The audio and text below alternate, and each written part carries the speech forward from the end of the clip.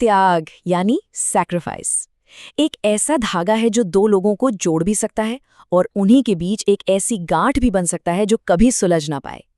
आज हम ईशा और सूरज की कहानी को इसी नजरिए से समझेंगे। एक ऐसी कहानी जहां एक बहुत बड़े त्याग ने ही उन्हें एक दूसरे से जोड़ा भी और शायद हमेशा के लिए अलग भी कर दिया। सोचिए, एक आईएएस ऑफिसर सूरज अपनी ही सेक्रेटरी ईशा से ये कह रहा है, दोबारा मेरे परिवार के करीब आने की कोशिश मत करना। सुनने में ये किसी बॉस की फटकार लग सकती है ना, लेकिन ये सिर्फ फटकार नहीं है। ये उस नफरत की पहली झलक है जो इन दोनों के रिश्ते की बुनियाद बन चुकी है। तो आखिर ये है क्या? क्या ये सिर्फ एक सख्त बॉस और उसकी एम्प्लॉई के बीच की तकरार है, या फिर इस नफरत की परतों के नीचे एक बहुत दर्दनाक और छुपे हुए त्याग की कहानी दफन है? चलिए पता लगाते हैं। तो देखिए, ऑफिस में तो इन दोनों ने एक मुखौटा पहना हुआ है। बाहर से देखने पर तो लगता है कि ये सिर्फ एक बॉस और सेक्रेटरी हैं, लेकिन सच तो ये है कि इनके बीच हर रोज एक खामोश जंग लड़ी जाती है। एक ऐसी जंग जो किसी को दिखाई नहीं देती। और ये जंग बड़ी अजीब है। एक तरफ है सूरज जो उसे नौकरी से निकालने की धमकी देता है, उसे अपने परिवार से दूर रहने को कहता है। और दूसरी तरफ है ईशा जो उसकी हर डांट चुपचाप सुन लेती है और फिर छिपकर उसी के परिवार के लिए डॉक्टर का अपॉइंटमेंट बुक करती है। एक तरफ खुली नफरत और दूसरी तरफ छिपी हुई परवाह। यही वो पहेली है जो हमें सुलझानी है। अब तक तो ये रोज की तकरार थी, लेकिन कहानी अब एक ऐसे मोड़ पर आ जाती है जहां सब कुछ दांव पर लग जाता है। और मेरा मतलब है सब कुछ, सूरज का पूरा करियर। जरा सिचुएशन को सोचिए। एक बहुत बड़ी मीटिंग चल रही है। सूरज एक मंत्री के सामने अपना पहला और सबसे बड़ा प्रोजेक्ट प्रेजेंट कर रहा है। सालों की मेहनत, उसका पूरा फ्यूचर उस एक प्रेजेंटेशन पर टिका है। और ठीक उसी वक्त ईशा को उस फाइल में एक छोटी सी लेकिन बहुत बड़ी गलती नजर आती है। एक ऐसी गलती जो पल भर में सूरज का करियर और उसका सपना दोनों तबाह कर सकती है। और ठीक इसी क्रिटिकल मोमेंट पे ईशा एक ऐसा दाव चलती है, एक ऐसा कदम उठाती है जिसकी किसी ने बिल्कुल भी उम्मीद नहीं की थी। भरी मीटिंग में मंत्री के सामने, सबके सामने वो सारा इल्जाम अपने ऊपर ले लेती है। वो बस इतना कहती है, मेरी गलती से पुरानी फाइल ही टेबल पर आ गई। और बस एक पल में वो उस इंसान की ढाल बन जाती है जो उससे नफरत करता है।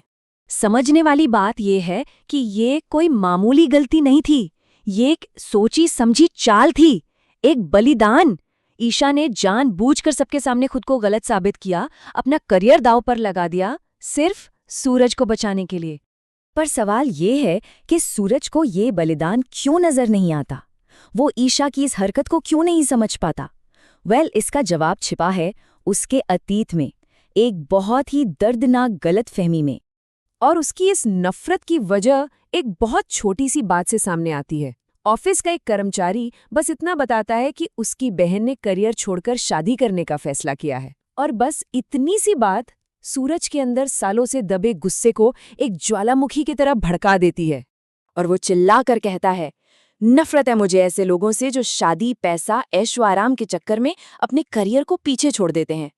ये शब्द भले ही वो किसी और के लिए कह रहा हो, लेकिन उसका निशाना सीधा ईशा पर था। क्योंकि सूरज की नज़रों में ईशा ने भी ठीक यही किया था। उसने अपने सपनों को और सूरज को एक अमीर जिंदगी के लिए छोड़ दिया था। सूरज के लिए वो एक धोखेबाज है।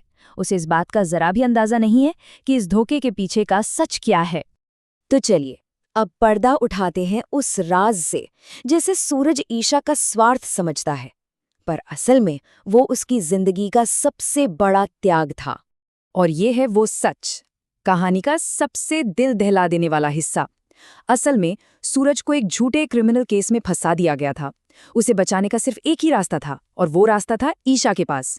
उसे ब्लैकमेल किया गया कि अगर वो सूरज को आज़ाद देखना चाहती है तो उसे किसी और से शादी करनी होगी। तो उसने ये सौदा कर लिया, सूरज की आज़ादी के लिए अपनी आज़ादी, अपना प्यार, अपना सपना, सब कुछ कुर्बान कर दिया। उसके अपने शब्दों में कहें तो, पिंजरे की कैद मैंने खुद चुनी है, मेरे सूरज की आज़ादी के बदले। इससे ज़्यादा साफ और क्या हो सकता है? तो अब जब हम उनके आज के रिश्ते को देखते हैं तो ये सिर्फ नफरत नहीं है, ये एक ऐसा बंधन है जो उनके अतीत के खंडरों पर बना है, एक त्याग का बंधन। देखिए, दोनों ही एक भारी बोझ लेकर जी रहे हैं, ईशा, जिसने अपना प्यार, अपनी आज़ादी, अपनी जिंदगी कुर्बान कर दी, और आज वो उस इंसान की नफरत का बोझ उठा रही है जिसे उसने बचाया। और सूरज, वो एक ऐसे धोखे के दर्द और गुस्से का बोझ उठा रहा है जो असल में कभी हुआ ही नहीं।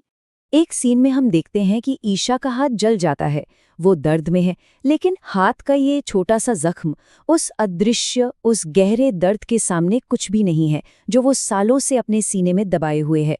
एक ऐसा राज जिसे वो कभी बता नहीं सकती।